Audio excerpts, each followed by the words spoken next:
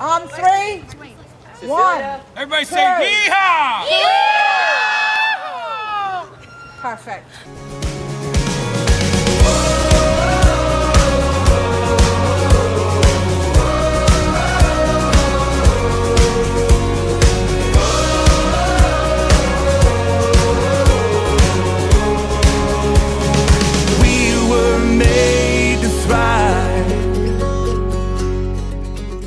Rascal Rodeo started in 2001 from my senior project in high school, and we had 4 participants and 20 volunteers.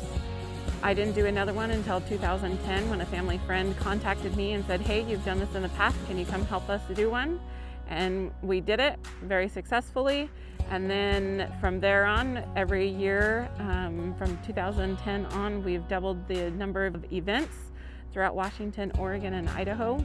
Our mission is to create cowboys and cowgirls out of special needs people, giving them the opportunity to feel loved, accepted, cared for, and show the communities that they can do things. And a lot of the times the parents call me beforehand and say, you know, what takes place at these events, and I let them know, and they say, I don't think my child can do that. And I say, don't do that. You bring them and let them decide.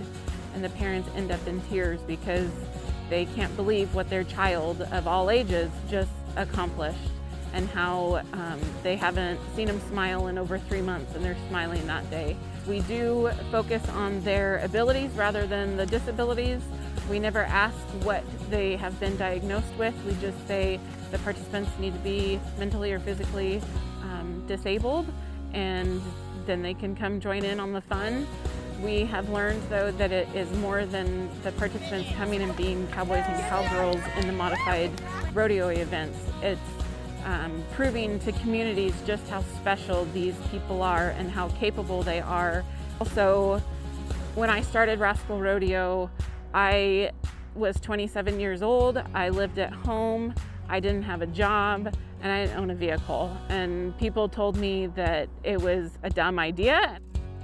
And now to think back on that and look at this brand new truck that we picked up from the community's online voting, to be named one of the top 10 young women to watch worldwide from a New York-based firm, to have a nationwide TV commercial from Mutual of Omaha as my aha moment, and just to think of where it started and how far we've come, and all the different communities that has helped make the events happen, and where we are going, because now we're at the point where we need to expand, and we need other communities to jump on board and get behind us to make these events happen. We depend on local sponsors and donors to keep the events free of charge. The purpose of the events is to be welcoming, and if we put an entry fee on that, then that wouldn't be as welcoming. And so we depend on local volunteers and sponsors to make the events happen.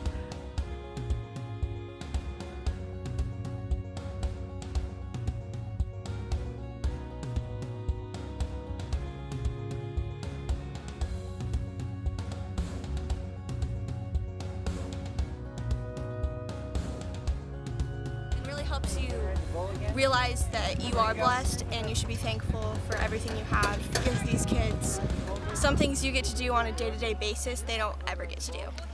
Thank you so much for doing this. Thank you for giving my son an opportunity to be a regular kid. Can you say yeehaw? Yeehaw. Yeah. We have good support here in the Northwest, but people have called from all over, and so it's like we need that money to get to Florida, to get to Chicago, to Texas, North Carolina, Grand Rapids, just everywhere. We're at the point where we need to expand outside of the Pacific Northwest.